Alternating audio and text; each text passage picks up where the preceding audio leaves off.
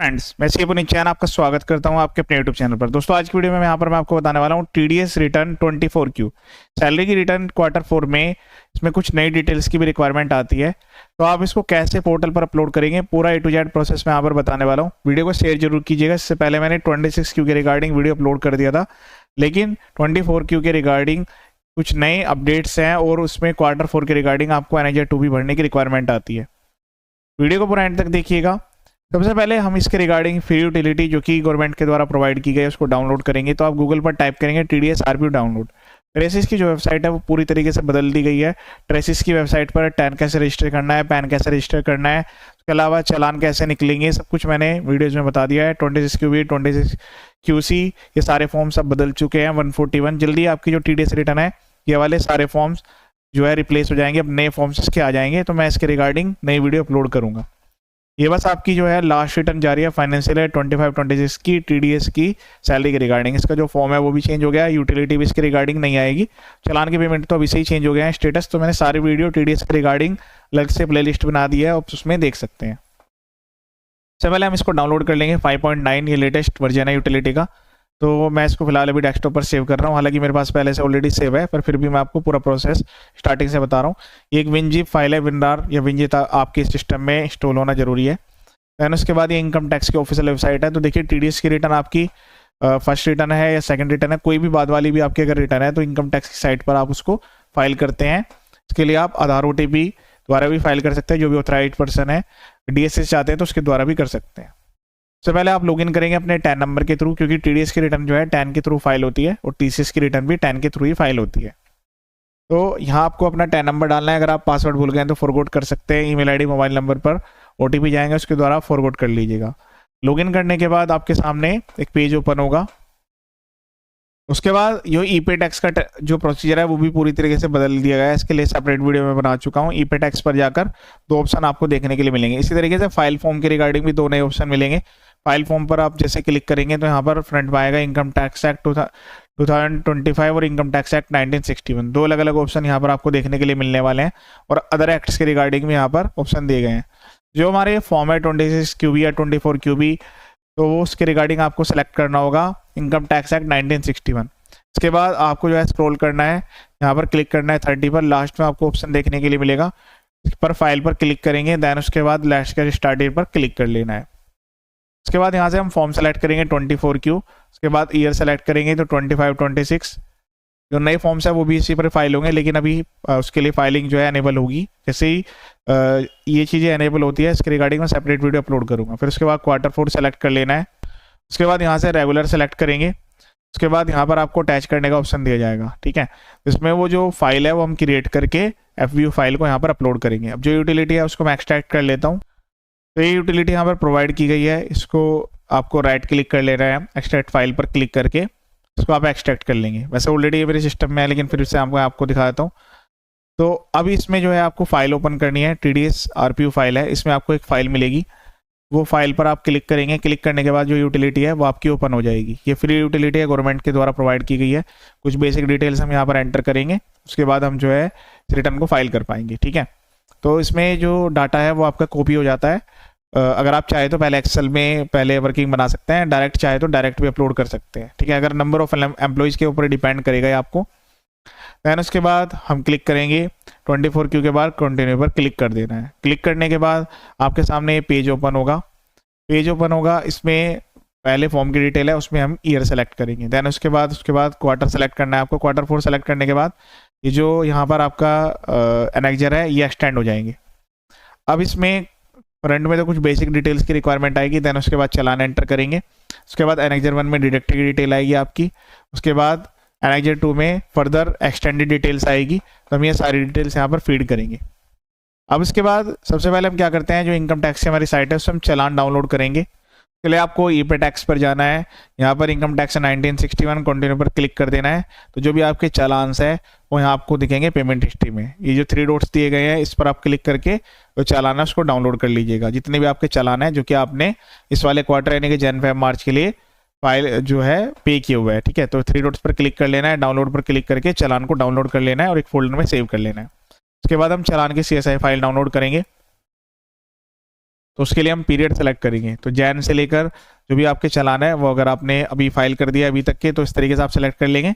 अगर आप ये 30 अप्रैल तक फाइल करें तो 30 सेलेक्ट करेंगे। मतलब इसको आप सिलेक्शन क्राइटेरिया जितना बड़ा हो दे दीजिएगा, इससे कोई फर्क नहीं पड़ेगा, जितने भी चालान है वो ये कंसिडर करेगा यूटिलिटी।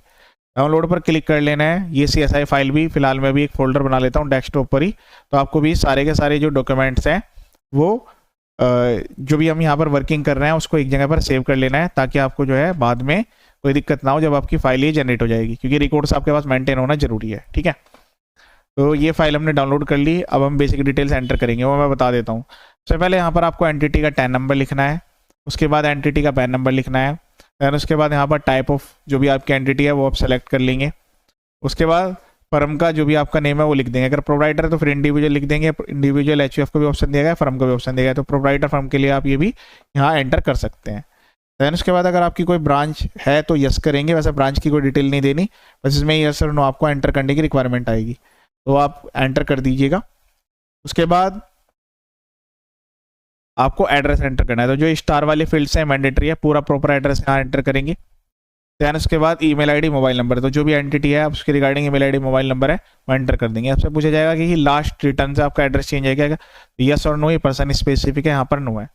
अब जो ऑथराइज पर्सन जो कि आपने इनकम टैक्स के पोर्टल पर ऐड किया हुआ है, काफ़ी सारे पर्सन को मिस्टेक आ जाती है कि वो यहाँ पर जो है डिटेल्स किसी और पर्सन की डाल देते हैं, और जब पोर्टल पर उन्होंने रजिस्ट्रेशन किया था इनकम टैक्स पर, वहाँ किसी और पर्सन की डिटेल थी, तो उनका OTP जनरेट नहीं हो पाता है। तो ये डिटेल्स जो है मैच होना जरूरी है, जो डिटेल आप यहाँ पर दे रहे हैं वो आपकी पोर्टल पर भी अपडेट होना जरूरी है। जो पर्सन इस रिटर्न को फाइल करने के लिए ऑथराइज्ड है उनकी डिटेल आएगी, name, pan number, designation, address, email ID, mobile number, या लास्ट से उनका एड्रेस चेंज है क्या, यस और नो, ये भी पर्सन स्पेसिफिक है। कैसे पहले आपने फाइल किया रिटर्न तो यस, एक्नोलेजमेंट नंबर आपको एंटर करना है। उसके लिए जो एक्नोलेजमेंट नंबर है वो भी आपको पोर्टल से मिल जाएगा। ये जो आपका पोर्टल है इस पर सारी डिटेल्स मेंटेन रहती है। तो आप व्यू फाइल रिटर्न पर क्लिक करेंगे। अगर आपने पहले कोई भरी होगी, अगर आपको नहीं भी पता है तो पहला ऑप्शन आएगा इनकम टैक्स एक्ट 2025 का 1961 पे जाना है। यहाँ आपको 26Q 24Q की सबकी अलग अलग टैब मिल जाएगी। उसके बाद व्यू ऑल पर क्लिक करिएगा, यहाँ पर फ्रंट में आपको ऑप्शन देखने के लिए मिल जाएगा। जैसे आप व्यू पर क्लिक करेंगे तो ट्रिपल आर्म नंबर यहीं से मिल जाएगा, ये नंबर वहाँ पर आपको एंटर करना होता है। आप चाहे तो ये जो एक्नोलेजमेंट रिसीट है इसको भी डाउनलोड करके अपने पास रख लीजिएगा, ये नंबर वहाँ पर आपको एंटर कर देना है। उसके बाद हम क्लिक करेंगे नेक्स्ट पर, तो यहाँ पर आपको चालान देखने के लिए मिलेगा। अब चालान के लिए क्या होगा कि आपको एड रो पर क्लिक करना है। सपोज करें कि आपके जो है इस मंथ में 3 चालान है, तो आप ओके पर क्लिक करेंगे। अब चालान की जो डिटेल्स है वो हमने चालान पोर्टल से डाउनलोड किया है, वो डिटेल्स हम यहाँ पर एंटर करेंगे। तो इसमें देखिए सेस और सरचार्ज तो एप्लीकेबल नहीं रहता है, बाकी अगर आपने लेट पेमेंट करी है तो इंटरेस्ट रहेगा, और अगर रिटर्न भी लेट भर रहे हैं तो लेट फीस रहेगी। बाकी अगर आपने टाइम से TDS जमा किया तो TDS वाले कॉलम में आपको एंटर कर देनी है जो भी आपकी वैल्यू आ रही है चालान वाइज। चालान में ही आपको अमाउंट मिलेगी देखने के लिए, BSR कोड मिलेगा, उसके बाद डेट ऑफ डिपॉजिट मिल जाएगी, उसके बाद चालान नंबर, ये मिनिमम डिटेल्स आपको डालनी होगी। फिर उसके बाद यहाँ आपको एक ऑप्शन देखने के लिए मिलेगा माइनर हेड मेजर हेड, तो इस पर आपको जो है 200 सेलेक्ट करने की रिक्वायरमेंट आएगी। जो चालान में आप इंटरेस्ट का एलोकेशन करना चाहते हैं इस रिटर्न फाइल करते वक्त वो वैल्यू आपको लिखनी है। अगर कुछ भी ऐसा नहीं है तो फिर यहाँ पर कुछ भी आपको लिखने की रिक्वायरमेंट नहीं है। उसके बाद नेक्स्ट पर क्लिक करेंगे। अब एनेक्सर 1 में आपको जो है डिडक्टेड डिटेल डालनी है। तो ऐसे काफ़ी सारे एम्प्लॉइज होंगे जिनका आपका TDS एप्लीकेबल नहीं है, लेकिन उनको भी सर्टिफिकेट रिक्वायरमेंट आएगी कि वो यहाँ पर आपसे कंसिडर करेंगे कि उनको फॉर्म 16 मिले, तो उनकी भी डिटेल्स आप जनरेट कर सकते हैं। लेकिन कम से कम आपका एक एम्प्लॉय का TDS तो होना चाहिए। ऐसा नहीं है कि आप जो है सारे के सारे जो है नील एम्प्लॉय है तो उसका फिर आप जनरेट नहीं कर पाएंगे। तो कम से कम एक एम्प्लॉय के लिए तो आपको चालान की डिटेल्स एंटर करनी पड़ेगी। अब उसके बाद इंसर्ट रो पर क्लिक करेंगे। अब ये आपसे पूछेगा कि भाई जो आपने पहले चालान जमा करा है वो कितने % के लिए जमा करा है। फॉर एग्जाम्पल 1 महीने में 5 एम्प्लॉय थे, तो मैं इस तरीके से एंटर कर लेता हूँ कि भाई पहले महीने में 5 एम्प्लॉय थे, अगले महीने में 4, फिर उससे अगले महीने भी 5 एम्प्लॉय रहे हैं। हो सकता है बीच में कोई एम्प्लॉय गया है फिर दोबारा से रीअपॉइंट हो गया या कोई नया एम्प्लॉय आ गया। ठीक है, तो ये जो डिटेल्स आपको ये भी पर्सन स्पेसिफिक है कि आपने 1 महीने में जैन मंथ के लिए चालान भरा था वो उसके अगेंस्ट में कितने डिडक्ट हैं आपके। हो सकता है कि आपने 2 चालान भरे हो तो दोनों के अगेंस्ट में आपको फिर वो चालान उस हिसाब से ऐड करने हैं और उसके अगेंस्ट में सामने डिडक्ट लिख देने हैं। ओके पर क्लिक कर देंगे। अब इसके बाद सेक्शन आएगा, तो यहाँ पर आपको सेक्शन सेलेक्ट कर लेना है। वैसे तो आप स्क्रॉल करेंगे तो यहाँ पर आपको मैसेज देखने के लिए मिलेगा। पहले वाला ऑप्शन गवर्नमेंट एम्प्लॉय के लिए, दूसरे वाला जो है वो आपका अदर देन गवर्नमेंट एम्प्लॉयज के लिए रहता है। तो 92B आपको सेलेक्ट कर लेना है जो भी सैलरीड पर्सन के लिए तो यहाँ से आप एक एक करके भी कंट्रोल करके पेस्ट कर सकते हैं, या आप इसको एक एक्सेल शीट के द्वारा भी इसको पेस्ट कर सकते हैं। ठीक है, यहाँ पर आपके सारे चलान आएंगे। अभी मैंने केवल एक ही चलान ऐड करा हुआ है, तो जितने भी चलान हैं उन सबके BSR कोड, डेट, ये सब चीज़ें आएगी। कुछ डाटा कॉन्फिडेंशियल है उसको यहाँ पर हाइड किया गया है। अब उसके बाद बात आती है एम्प्लॉय रेफरेंस नंबर। तो ये वाला फील्ड मैंडेटरी नहीं है, इसको आप चाहें तो अवॉइड कर सकते हैं। दैन उसके बाद यहाँ आपको पैन नंबर लिखना है जो भी आपका एम्प्लॉई है। दैन उसके बाद एम्प्लॉई का नेम लिखना है। दैन उसके बाद यहाँ पर लिखना है डेट ऑफ पेमेंट और क्रेडिट। तो ये जो है आप जिस भी सॉफ्टवेयर के थ्रू अकाउंटिंग मेंटेन करते हैं उससे आपको आसानी से मिल जाएगा ये डिटेल्स। उसके बाद आपने जो है इस पर्टिकुलर जो इनको पेमेंट किया है, तो ये आपकी टोटल वैल्यू लिखनी होती है। ऐसा आपने फॉर एग्जांपल 1 लाख रुपए का किसी पर्सन का सैलरी है और उनका 5000 TDS कटा है, तो यहाँ पर पूरा आपको 1 लाख लिखना है, 5000 TDS वाले कॉलम में लिखना है। कुछ लोग क्या गलती कर देते हैं, वो 95,000 लिख देते हैं, उससे क्या होगा, जो फॉर्म 16 है वही गलत जनरेट होगा। तो यहाँ पर पूरी वैल्यू लिखनी है, यहाँ पर TDS की वैल्यू आएगी। सरचार्ज और एजुकेशन सेस तो 0 है, तो आप इसमें डायरेक्ट जो है कॉपी पेस्ट कर सकते हैं सारी जो चीज़ें हैं। और ये जो डाटा है आप कॉलम वाइज जो है अपनी एक्सेल शीट से भी कॉपी कर सकते हैं। अगर आपके पास ये सारी डिटेल्स डायरेक्ट आप एंटर करना चाहें तो डायरेक्ट भी फीड कर सकते हैं, कोई अदर से एक्सेल की रिक्वायरमेंट नहीं है। TDS आपका है वो टैक्स डिपॉजिट के इक्वल होना जरूरी है, वरना फिर आपकी डिमांड रेज हो जाएगी शॉर्ट पेमेंट के रिगार्डिंग। उसके बाद डेट ऑफ डिडक्शन, तो डेट ऑफ पेमेंट और क्रेडिटेड और डेट ऑफ डिडक्शन दोनों अलग अलग हो सकती है। और अगर आपके केस में सेम है, जिस दिन आपने पेमेंट किया उसी दिन डिडक्शन किया है, या आपने हो सकता है कि एडवांस में TDS डिडक्ट कर लिया हो, तो ये डिटेल्स जो है आप सेम भी रख सकते हैं। उसके बाद यहाँ पर आपका जो है फॉर्म है कंप्लीट हो जाता है। अगर किसी पर्सन ने आपको जो है सर्टिफिकेट प्रोवाइड किया है कि उनका TDS कम रेट से काटा जाए, लोअर डिडक्शन सर्टिफिकेट, पहले फॉर्म 13 था, अब यहाँ पर वो भी चेंज हो गया है 128, तो उसकी फिर डिटेल डलेगी कि भाई वो लोअर डिडक्शन में मतलब कम टैक्स क्यों काटा गया है। ठीक है, दैन उसके बाद हमें फिर फीड करने की रिक्वायरमेंट आएगी एनेक्जर 2।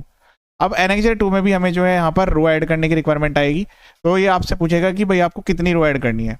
तो मैं अभी फॉर एग्जाम्पल यहाँ पर जो है 15 रो ऐड कर लेता हूँ। ठीक है, अब क्योंकि यहाँ पर जो आपको डिटेल देनी है वो पूरे सारे एम्प्लॉय की देनी है कि ड्यूरिंग द ईयर में उस एम्प्लॉय की कितनी सैलरी थी, कितनी उसने एग्जाम्पशन डिडक्शन ली है, तो वो पूरी डिटेल देनी है। या तो मैंने एग्जाम्पल के लिए 15 ले लिया है, आपके जितने भी नंबर ऑफ एम्प्लॉय है जिनके लिए आप फॉर्म 16 जनरेट करना चाहते हैं, और सबके लिए आपको जो है उनकी डिटेल ले लेनी है।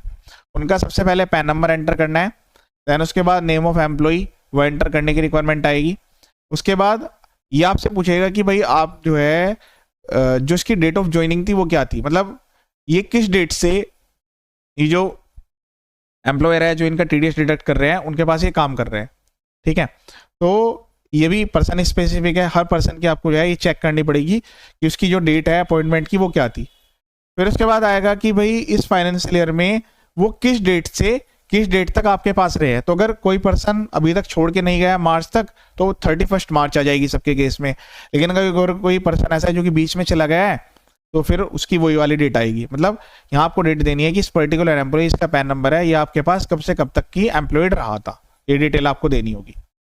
उसके बाद आपको उस पर्सन की टोटल सैलरी एंटर करनी है, पूरे साल की ग्रोस सैलरी, अभी डिडक्शन एग्जाम्पशन कुछ नहीं काटनी, पूरी वैल्यू यहाँ पर एंटर कर देनी है।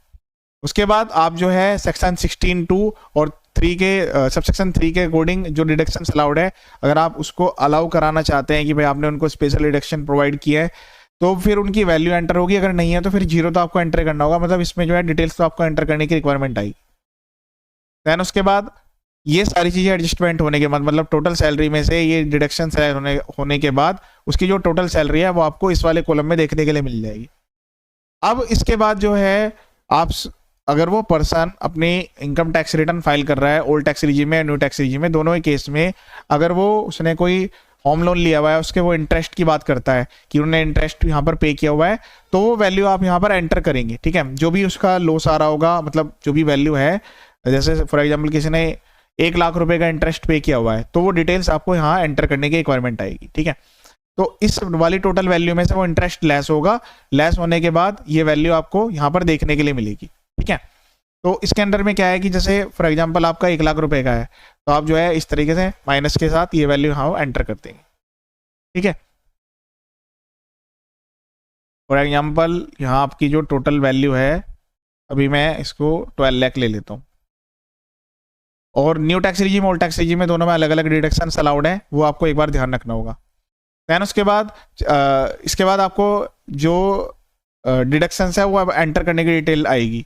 तो अगर इस पर्सन ने यहाँ पर 80 सीसीजी के रिगार्डिंग कोई अमाउंट जो डिडक्शन क्लेम कर रहा है तो उसकी डिटेल आपको यहाँ देनी नहीं है, अगर नहीं है तो फिर 0 लिख देना है। फिर उसके बाद चैप्टर 6 से डिडक्शन जैसे कि 80C 80D वाली, तो इसके लिए आपको जो है अलग से उनसे सारी कंफर्मेशन ले लेनी है। तो टोटल वैल्यू यहाँ पर आपको लिख देनी है। उसके बाद यहाँ उसकी टोटल टैक्सेबल इनकम आ जाएगी, मतलब टोटल इनकम में से डिडक्शन लेस होने के बाद ये नेट इनकम आ जाएगी। फिर उसके बाद आ जाएगी आपकी जो भी आप यहाँ पर मेंशन करेंगे income tax on the total income. तो अब ये वाली वैल्यू आपको खुद से कैलकुलेट करनी होगी, लेकिन इसके लिए भी आपको रिक्वायरमेंट होगी कि भाई पर्सन न्यू टैक्स रिजीम में फाइल कर रहा है ओल्ड टैक्स रिजीम में, तो उसके लिए आप कंफर्मेशन ले लीजिएगा। पहले जो है फॉर्म 12BB फाइल करना होता था तो उनमें उनसे आप जो है सारी कंफर्मेशन लेते थे, तो उससे आपको देखने के लिए मिलेगा कि भाई वो न्यू में जा रहा है ओल्ड में, फिर उसी के हिसाब से आपकी कैलकुलेशन होगी। उस पर इनकम टैक्स की कैलकुलेशन आपको करनी है, सरचार्ज भी आपको कैलकुलेट करना है, हेल्थ एंड एजुकेशन सेस भी आपको ये जो है कैलकुलेट करना होगा। उसके बाद आएगा कि अगर वो पर्सन 89 सेक्शन 89 में रिलीफ ले रहा है तो उसके लिए फॉर्म अलग से वो फाइल करेगा। तो इस केस में तो चाहे तो 0 भी एंटर कर सकते हैं, अगर उसने कैलकुलेट की भी है तो वो डिडक्शन आप दे सकते हैं। वैसे जनरल केस में देखा जाता है कि ये वाले डिडक्शन जो है एम्प्लॉयर अलाउ नहीं करते, बाद में वो अपना फॉर्म 10 ही फाइल करते हैं, उसके द्वारा ही क्लेम करते हैं। यहाँ उसकी नेट टैक्स लाइबिलिटी डिसाइड होकर आ जाएगी, ये टोटल इनकम होगी, नेट टैक्स लाइबिलिटी डिसाइड होकर यहाँ पर आ जाएगी। उसके बाद यहाँ पर आपको डिटेल देनी है कि पूरे साल में आपने उनका कितना TDS डिडक्ट किया हुआ है, वो डिटेल यहाँ एंटर होगी। फिर उसके बाद किसी अगर अदर पर्सन ने भी TDS डिडक्ट किया हुआ अदर एम्प्लॉयर ने, तो वो डिटेल्स भी आप यहाँ पर एंटर करेंगे और उसकी जो इनकम की डिटेल्स है वो भी आपको कंसिडर करनी होगी। तो दोनों चीज़ें पैरेलल आपको लेनी होगी, ये चीज़ आपको ध्यान रखनी होगी, ठीक है। फिर इसके बाद यहाँ आपसे पूछा जाएगा कि क्या जो ये टैक्स है इस पर हाई रेट से कटेगा कि नॉन फर्निशिंग ऑफ पैन, तो क्योंकि जब आपने स्टार्टिंग में पैन नंबर दे दिया तो फिर इस केस में आपको नो लिखना है। फिर इसके बाद आपसे पूछा जाएगा क्या जो HRA का अलाउंस आप यहाँ पर अलाउड कर रहे हैं तो वो क्या 1 लाख रुपए से ज़्यादा है। तो देखिए ये भी पर्सन स्पेसिफिक डिपेंड करेगा, अगर 1 लाख से ज़्यादा है तो फिर तो पैन की भी डिटेल डलेगी, अगर नहीं है तो नो करेंगे। तो अगर मैं भी यस करके आपको बता देता हूँ, फिर आपको क्या करना है, वो जो लैंडलॉर्ड है उसका यहाँ पर पैन नंबर एंटर करना है, वैलिड पैन नंबर आपको एंटर करने की रिक्वायरमेंट आएगी। तो आपको डिटेल एंटर करने की रिक्वायरमेंट आएगी, एक एक करके जितने भी लैंडलॉर्ड हैं, हो सकता है एक पर्सन एक से ज़्यादा एकोमोडेशन उन्होंने होल्ड किया और HRA की आप डिडक्शन क्लेम कर रहे हो, तो डिटेल्स यहाँ तक आपको जो है 4 लैंडलॉर्ड तक की डिटेल डालने की रिक्वायरमेंट यहाँ पर आती है अगर आपने अवेल किया है। तो अगर एक में अवेल किया है तो बस एक में डिटेल डालेंगे, बाकी में आप जो है कुछ भी एंटर करने की रिक्वायरमेंट नहीं है। फिर इसके बाद आपसे पूछा जाएगा कि जो इंटरेस्ट आपने क्या इनकम फ्रॉम हाउस प्रॉपर्टी के रिगार्डिंग जो है इंटरेस्ट पे किया हुआ है, तो वो डिटेल्स आपको देनी होगी, यस पर क्लिक करना है। फिर उसके बाद क्योंकि सारी डिटेल्स आपसे डालने की रिक्वायरमेंट आएगी, अगर आपने वहाँ एग्जाम्शन अलाउड किया तो उसका पैन नंबर भी आपको देना होगा, फिर उसका नेम देना होगा आपको।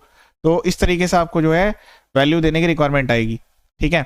तो पहले क्योंकि डिडक्शन तो आपने टोटल एक साथ ही अलाउड कर दी है, अब उसके बाद जो है आपको डिटेल्स यहाँ पर पैन कार्ड वाइज देने की रिक्वायरमेंट है, क्योंकि ITR में भी ये फॉर्म जो है एनेबल कर दिए गए हैं।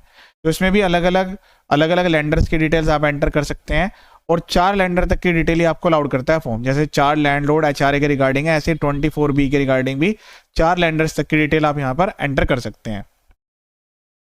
उसके बाद ये सुपर एनुएशन फंड के रिगार्डिंग जो आपको कंट्रीब्यूशन अलाउड होता है, तो अगर यस है तो फिर यस करना है और अदरवाइज नो है तो नो सेलेक्ट कर लेना है, फिर फर्दर कोई डिटेल डालने की रिक्वायरमेंट नहीं है। तो उसमें आपको डेट डालनी होगी, date from which the employ है contributed to the superannuation fund, कहाँ से कहाँ तक उसने जो है कंट्रीब्यूट किया हुआ है, अमाउंट ऑफ कंट्रीब्यूशन कितना है, एवरेज टैक्स रेट कितना है। ये सेक्शन आप देख रहे होंगे तो 89 जो कि रिलीफ होता है उसके लिए फॉर्म भरना होता है, उससे थोड़ा कोरिलेटेड है। तो अमाउंट ऑफ कितनी डिडक्शन इनको यहाँ पर दी जाएगी, रिपेमेंट के रिगार्डिंग कितना अमाउंट आपने डिडक्ट किया हुआ है। फिर इसके हिसाब से आपकी जो है फाइनल ग्रोस टोटल इनकम आ जाएगी, सारी चीज़ें एडजस्ट करने के बाद gross salary as per the provision contain in section 17 subsection 1 वो वैल्यू यहाँ पर आएगी। अब बाकी आपको जो अदर परक्यूजिट्स के रिगार्डिंग जो एग्जाम्शन या डिडक्शंस देनी है वो फिर आप यहाँ पर एंटर करेंगे, लेकिन अगर आपकी ये डिटेल्स नहीं है तो फिर उस केस में आप जो है यहाँ पर 0 एंटर करेंगे, ठीक है। तो ये ग्रोस सैलरी आ जाएगी, ग्रोस टोटल कंट्रीब्यूशन आएगा, फिर उसके बाद आपको ग्रोस सैलरी एंटर करनी है एज पर सेक्शन 17 सेक्शन 1 के अकॉर्डिंग। फिर बाकी के सारे एग्जाम्शन यहाँ पर डिडक्शन दिए गए, सेक्शन 10 के रिगार्डिंग जो बेनिफिट्स हैं वो आपको स्पेसिफाइड यहाँ पर करने होंगे। 4 के रिगार्डिंग आप कितने डिडक्शन यहाँ पर अलाउ कर रहे हैं उसकी कैलकुलेशन अलग से आपको करने की रिक्वायरमेंट आएगी। तो ये सारी चीज़ें आप जो है एक्सेल में कैलकुलेट कर सकते हैं। Income under the head other sources, कोई अदर सोर्स के रिगार्डिंग आप जो है TDS अगर डिडक्ट कर रहे हैं तो वो भी यहाँ पर जो है आप एंटर कर सकते हैं, ठीक है। फिर उसके बाद आपको जो है जितनी भी आपने एग्जाम्पशन रिडक्शन अलाउ किया उसका यहाँ पर आपको बाइफर्केशन देने की रिक्वायरमेंट आएगी। ठीक है, तो ये डिटेल्स आप यहाँ पर एंटर करेंगे, सारी डिटेल्स सेक्शन 80C के रिगार्डिंग जो भी आपके एग्जाम्पशन रिडक्शन है चैप्टर 6A की, वो सारी डिटेल्स आपको देनी होगी। ठीक है, तो इसके रिगार्डिंग जो है पूरी डिटेल्स यहाँ पर आपसे फीड करवाई जाएगी, ये पूरी डिटेल्स आपको यहाँ पर एंटर करने की रिक्वायरमेंट आएगी।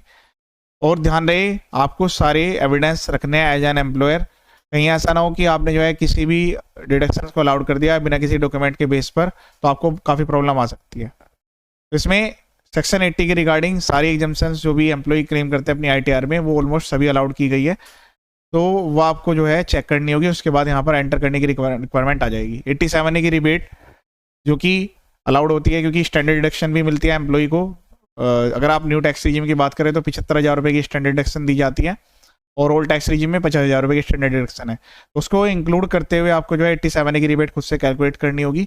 टोटल अमाउंट यहाँ पर आएगी, amount deductible under section under any other provisions of chapter 6A, क्योंकि यहाँ पर जो है अगर क्लेम नहीं है अदर किसी प्रोविजंस में आप क्लेम कर रहे हैं तो उसकी भी वैल्यू यहाँ पर आपको एंटर करनी होगी। ठीक है, दैन उसके बाद उसके ये टोटल अमाउंट है, उसमें से क्वालिफाइंग अमाउंट कितनी है वो आपको कैलकुलेट करके लिखनी होगी। तो इसमें जो है आपको सारी डिटेल इस तरीके से एंटर करने की रिक्वायरमेंट आएगी। इसमें आपको एक चीज़ का और भी ध्यान रखने की रिक्वायरमेंट आएगी कि जो ये क्वेश्चन यहाँ पर प्रोवाइड किया गया है 115 BSc के रिगार्डिंग, ये चेंज हो गया है। पहले क्या था कि 2021 से 2021, 21, 22, 22, 23, 23, 24 के रिगार्डिंग ये था, ऑप्टिंग के रिगार्डिंग था। अब यहाँ पर जो ऑप्शन है वो रिवर्स कर दिया गया है, ऑप्टिंग आउट के रिगार्डिंग कर दिया गया है। तो जो भी पर्सन अभी 23-24 ऑनवर्ड फाइल कर रहे हैं, यानी कि अभी जो आप 24-25 के रिगार्डिंग फाइल कर रहे हैं, तो उसमें जो आपका क्वेश्चन आंसर है वो यहाँ पर चेंज हो जाएगा। ऑप्टिंग आउट का मतलब क्या है कि अगर आपने इसको यस कर दिया इसका मतलब है आप ओल्ड में फाइल कर रहे हैं, और आपने नो कर दिया तो इसका मतलब है कि आप जो है न्यू में फाइल कर रहे हैं। तो इस वाले क्वेश्चन का आप स्पेशली ध्यान रखिएगा। उसके बाद आपको जो है क्रिएट फाइल पर क्लिक कर लेना है, इस टाइप का आपके पास मैसेज आएगा। यहाँ पर जो हमने वो फाइल डाउनलोड की थी उस CSI फाइल को हम जो है उसको यहाँ पर सेलेक्ट करेंगे। सेलेक्ट करने के बाद ये फाइल सेलेक्ट करने के बाद आपको ब्राउज पर क्लिक करना है, उसके बाद एक लोकेशन यहाँ पर सेव कर लेंगे इस पर कि ये सारी फाइल जो है जनरेट होगी। तो मैं भी यहाँ पर इसको जनरेट कर लेता हूँ। न्यू फोल्डर क्रिएट कर लिया, कुछ डाटा यहाँ पर कॉन्फिडेंशियल है उसको हाइड किया गया, सेव पर क्लिक कर लेंगे। उसके बाद वैलिडेट पर क्लिक कर देंगे। तो जैसे आप वैलिडेट पर क्लिक करेंगे जो आपकी फाइल है वो यहाँ पर जनरेट हो जाएगी, और उसमें से हम जो है FView फाइल सेलेक्ट करके अपलोड करेंगे। इस टाइप का आपके पास मैसेज आएगा, ओके पर क्लिक कर दीजिएगा। जब आपकी फाइल जनरेट होगी तो आपके सामने इस टाइप का मैसेज आएगा। अब इसमें से जो हमारी मेन फाइल है वो ये वाली फाइल है FView वाली, इस पर आपको राइट क्लिक करना है, सेंड टू पर क्लिक करना है। पूरे फोल्डर को अटैच करने की रिक्वायरमेंट नहीं है, इस टाइप का एक आपके पास जिप फोल्डर बन के आ जाएगा। ये जिप फोल्डर जो है यहाँ पर हमें अटैच करने की रिक्वायरमेंट होती है। आपको ध्यान रखना है जो वर्जन है वो लेटेस्ट अपडेट होना जरूरी है। इसमें हम यहाँ पर जो फाइल है वो इंपोर्ट कर लेंगे, इस टाइप का मैसेज आ जाएगा। अगर आपने सही तरीके से फाइल जनरेट किया है तो इस टाइप का मैसेज आएगा, अदरवाइज आपको यहाँ पर एरर देखने के लिए मिलेगी। उसके बाद जो है हम यहाँ पर प्रोसीड टू वेरीफाई पर क्लिक करेंगे। उसके बाद आपको काफ़ी सारे ऑप्शन देखने के लिए मिलेंगे। उसके बाद यहाँ से पहले वाला ऑप्शन ले लेना है, आधार वाले ऑप्शन पर ओके कर लेना है। उसके बाद कंटिन्यू पर क्लिक करेंगे, जो आधार में रजिस्टर्ड मोबाइल नंबर है और उस पर OTP जाएगा, OTP वेरीफाई करते हैं आपकी जो रिटर्न है फाइल हो जाएगी। और व्यू फाइल रिटर्न पर आप जाकर वहाँ पर चेक कर सकते हैं।